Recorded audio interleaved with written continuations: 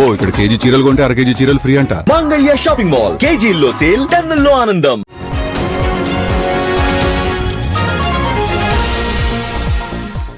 ఆధ్యాత్మిక క్షేత్రం నిజంగా అరాచకాలకు వేదిక అయిందా?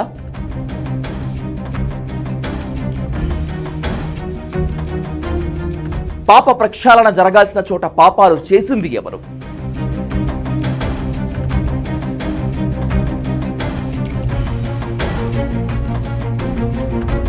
దేశంలోని అతిపెద్ద మిస్టరీని సిట్ అధికారులు ఛేదిస్తారా?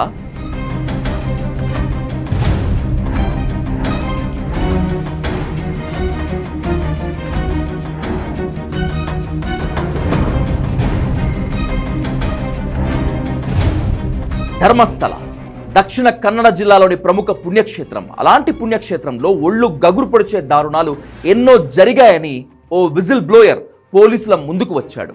జూలై 3న దక్షిణ కన్నడ పోలీసులకు ఆ వ్యక్తి ఫిర్యాదు చేయటం సంచలనం రేపింది. అనేక మృతదేహాలను తానే ఖననం చేశానని, తనకు ప్రాణహాని ఉందని, రక్షణ కావాలనే ఫిర్యాదులో పేర్కొన్నాడు. మర్నాడు దీనిపై మంగళూరు పోలీసులు కేసు నమోదు చేశారు. ధర్మస్థలాలు 1995 నుంచి 2001 మధ్య కాలంలో పనిచేశానని, అనేక మంది బాధితుల మృతదేహాలను ఖననం చేశానని ఆ విజిల్ బ్లోయర్ వివరించాడు. బాధితుల్లో మహిళలు, మైనర్ బాలికలు ఉన్నారని, వారిపై హింస, లైంగిక దాడి జరిగిన ఆనవాళ్లు కనిపించాయని పేర్కొన్నాడు. మృతదేహాలు త్వరగా కుళ్ళిపోయేలా చేసేందుకు కొందరిని నేత్రావతి నది ఒడ్డున ఖననం చేశానని, 2010లో పాఠశాల దుస్తుల్లో ఉన్న ఓ బాలికను మరో చోట పాతినట్లు చెప్పారు. ఇలా అనేక మృతదేహాలను ఇలాగే ఖననం, దహనం చేసినట్లుగా చెప్పడంతో పోలీసులు షాక్ గురయ్యారు. విజిల్ బ్లోయర్ దాదాపు 500 మంది బాలికలు, మహిళల మృతదేహాలను వేర్వేరు ప్రదేశాల్లో ఖననం చేశారని చెప్పడమే ఇందుకు కారణం.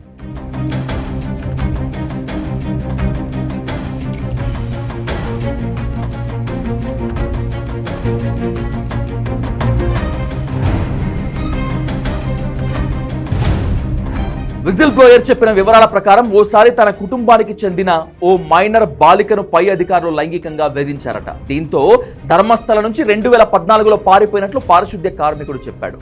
ఇన్నేళ్ల పాటు అజ్ఞాతంలో ఉన్నప్పటికీ ఆ అపరాధ భావం వెంటాడుతూనే ఉందని, దీంతో బాధితులకు న్యాయం చేయాలని ఏకైక సంకల్పంతో ప్రాణాలను పణంగా పెట్టి మళ్లీ బాహ్య ప్రపంచంలోకి వచ్చినట్లు చెప్పాడు. జూలై 11న బెల్తంగడి న్యాయస్థానం ముందు హాజరై వాంగ్మూలం ఇచ్చాడు. గతంలో పాతిపెట్టిన ఓ డెడ్ బాడీని తవ్వి అస్థిపంజర అవశేషాలు సహా సంబంధిత ఫోటోలను ఆధారాలుగా అందించాడు. కొందరి పేర్లను ఫిర్యాదులో పేర్కొని ఆ హత్యలకు కారణం వాళ్లేనని ఆరోపించాడు. సీన్ కట్ చేస్తే ధర్మస్థలలో హత్యలకు కారకులు ఎవరని ప్రశ్నిస్తూ ఓ యూట్యూబర్ చేసిన వీడియో వైరల్ అయింది. ఫలితంగా అప్పటి వరకు పోలీసులకు మాత్రమే తెలిసిన ఈ ఎపిసోడ్ పబ్లిక్లోకి వచ్చింది.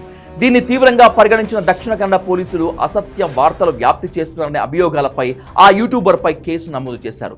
ఆ తర్వాతే స్టోరీ మరో కీలక మలుపు తిరిగింది.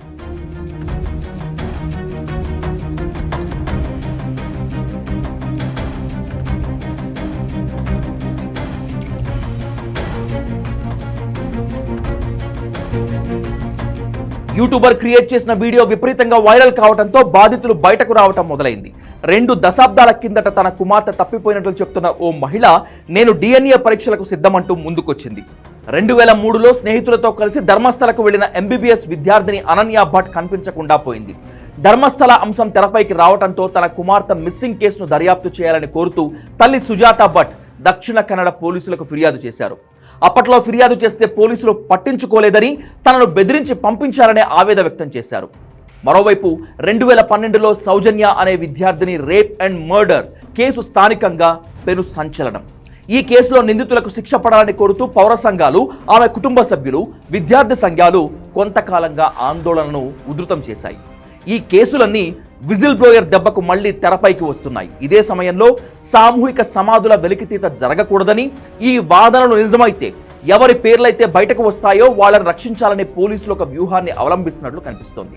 అందుకేనా దర్యాప్తు సాగటం లేదు అని సుప్రీంకోర్టు సీనియర్ న్యాయవాది ధనుంజయ్ ఆరోపించారు. ఇలా ప్రభుత్వంపై అన్ని వైపులా ఒత్తిడి పెరగడంతో చివరికి సిట్ ఏర్పాటు చేస్తూ నిర్ణయం తీసుకుంది సర్కార్.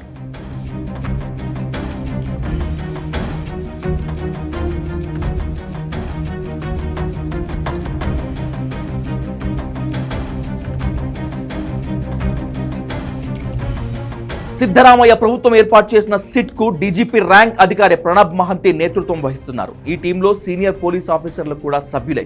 ఇప్పుడు దేశం మొత్తం అటెన్షన్ ఈ బృందం పైనే. ఎందుకంటే ధర్మస్థలలో విజిల్ బ్లోయర్ ఆరోపణలు నిజమని తేలితే ఇది దేశంలోనే అతిపెద్ద కేసు అవుతుంది.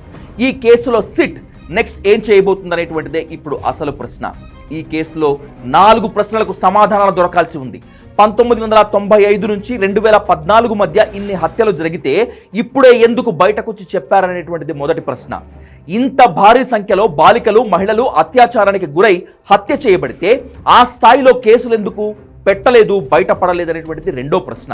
పైగా 100కు పైగా మర్డర్స్ జరిగితే ధర్మస్థల కేర్ ఆఫ్ గా ఒక్క కేసు ఎందుకు నమోదు కాలేదనేటువంటిది మూడవ ప్రశ్న. చివరిగా ఈ హఠాత్ ఫిర్యాదుల వెనుక ఇంకేమైనా మర్మం ఉందా అన్నది 4వ ప్రశ్న. ఈ 4 ప్రశ్నలకి సమాధానం దొరకాలంటే విజిల్ బ్లోయర్ చెప్పిన ప్రతి చోట తవ్వకాలు చేపట్టడం ఒక్కటే ఆప్షన్.